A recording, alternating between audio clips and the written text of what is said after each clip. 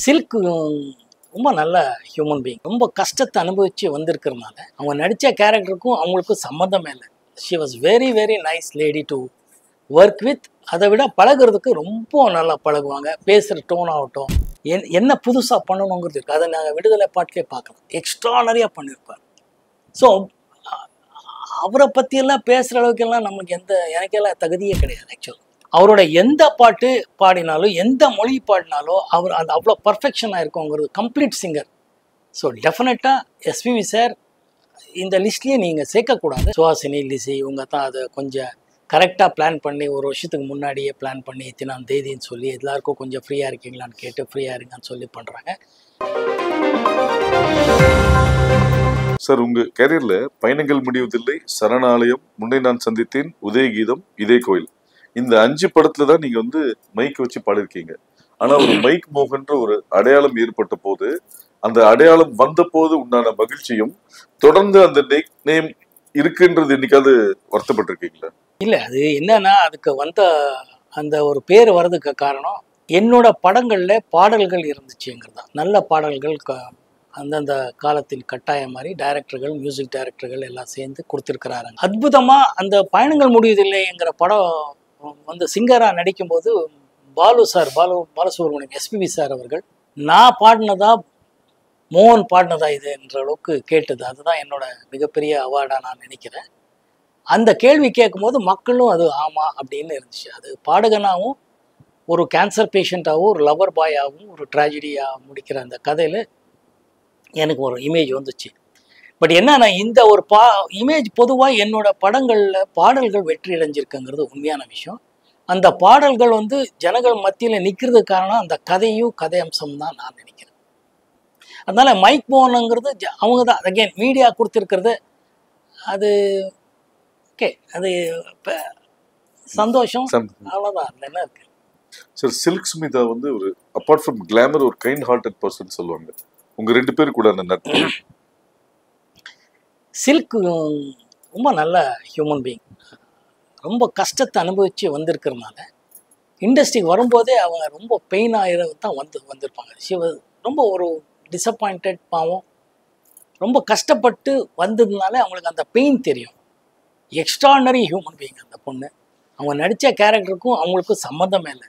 She was very very nice lady to work with. அதை விட பழகிறதுக்கு ரொம்ப நல்லா பழகுவாங்க. பேசுகிற டோன் ஆகட்டும், எல்லாமே அவ்வளோ ஈஸியாக இருக்கும். இன்ஃபேக்ட் எனக்கு நல்லா ஞாபகம் இருக்குது, அவரும் அந்த அம்மா சில்க் ஸ்மித்தாவோட ஷூட்டிங்னாலே ஷூட்டிங் பார்க்கவே அத்தனை பேர் வருவாங்க. எக்ஸிபிட்டர்ஸ்லேருந்து டிஸ்ட்ரிபியூட்டர்லேருந்து பார்ப்பாங்க. அந்த அளவுக்கு சில்க் ஸ்மித்தானா அவ்வளோ ஒரு கிரேஸ் இருக்கும்.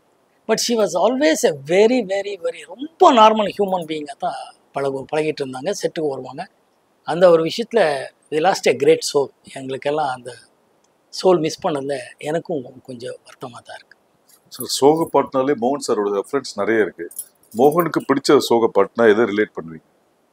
நான் இது பொதுவாக எல்லா இடத்துலையும் சொல்கிறது, கேட்குறவங்களுக்கு கேட்பேன் எந்த பாட்டு உங்களுக்கு பிடிச்சிருக்குன்னு. அந்த பாட்டு தான் எனக்கும் பிடிச்சிருக்குன்னு சொல்லுவேன். ஏன்னா இட்ஸ் லைக் 5 ஃபிங்கர் மாதிரி, ஃபிங்கர்ஸ் எப்படிங்கிற மாதிரி தான் எல்லா பாடல்களும் அவ்வளோ நல்லா இருக்குது.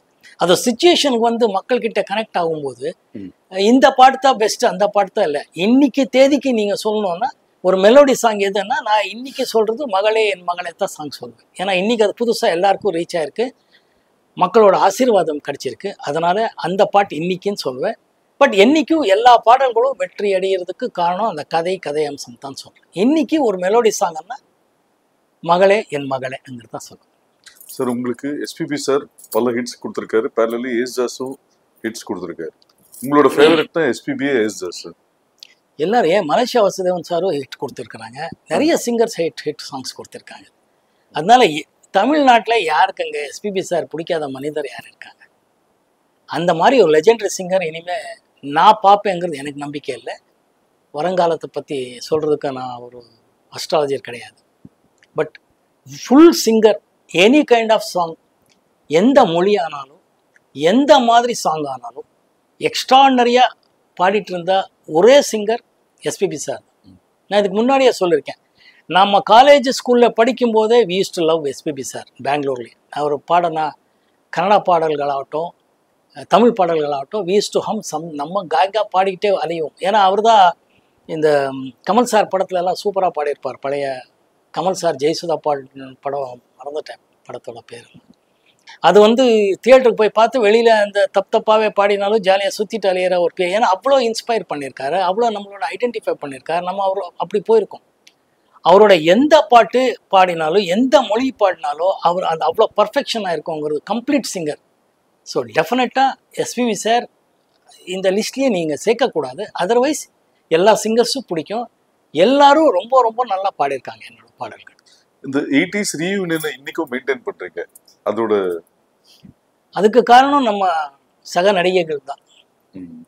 சுஹாசினி, லிசி, இவங்க தான் அதை கொஞ்சம் கரெக்டாக பிளான் பண்ணி ஒரு வருஷத்துக்கு முன்னாடியே பிளான் பண்ணி இத்தனாம் தேதின்னு சொல்லி எல்லாருக்கும் கொஞ்சம் ஃப்ரீயாக இருக்கீங்களான்னு கேட்டு ஃப்ரீயாக இருங்கன்னு சொல்லி பண்ணுறாங்க.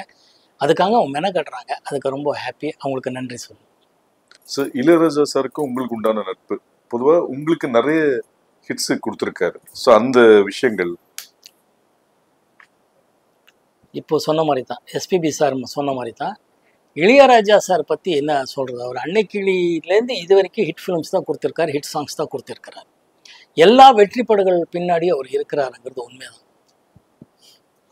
ஒவ்வொரு பாடல்களும் அவர் யார் நடிக்கிறாரு இல்லைங்கிறத விட அவர் கதைக்கு எப்படி வேணும்னு போட்டு தான் எனக்கு தெரிஞ்ச உண்மைகள். அதாவது ஒரு படத்துக்கு இப்போ பயணங்கள் முடியுதுலையே நான் நடிக்கிறேங்கிறது சாருக்கு எப்படி தெரியும், நெஞ்சத்துக்கு இல்லாத நான் நடிக்கிறேங்கிறது சாருக்கு எப்படி தெரியும்.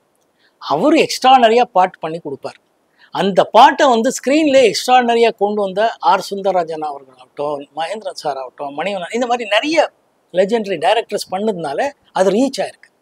அவர் எந்த ஹீரோ எந்த டைரக்டருங்கிறத இதே இல்லை அவருக்கு. இப்போ இன்னைக்கு வரைக்கும் பாருங்கள், விடுதலை சூரிக்கும் எக்ஸ்ட்ரானரி சாங் கொடுத்துருக்குறாரு. அதனால அவர் எல்லா படத்துக்கும் சூப்பர் ஹிட் பாடல்கள் தான் கொடுப்பார். அந்த பாட்டு எக்ஸ்டென்ஷன் ஆடியோ ரிலீஸ் ஆகி ஹிட்டாக இருக்கும், படமாக ஹிட் ஆகும்போது படமும் ஓடணும். அந்த படத்தை ஓடுறதுக்கு நான் டைரக்டர் பங்கு இருக்குன்னு நான் சொல்வேன். டைரக்டர் வந்து எப்போ ஆடியன்ஸ் கிட்ட கனெக்ட் பண்ணுவாங்களோ அந்த பாட்டு இன்னும் பெரிய லெவலில் ஹிட் ஆகும். அதனால அவர் வந்து பொக்கிஷம், நமக்கு ட்ரெஷர். இப்போ வந்து எந்த ஒரு ரீ ரெக்கார்டிங் இது வரைக்கும் யாரும் பண்ண முடியாததான் அவர். அப்போ அந்த இளையராஜா சார் கிட்ட எனக்கு ரொம்ப ரொம்ப ரொம்ப பிடிச்ச விஷயம் என்னன்னா அவரோட டிசிப்ளின் தான்.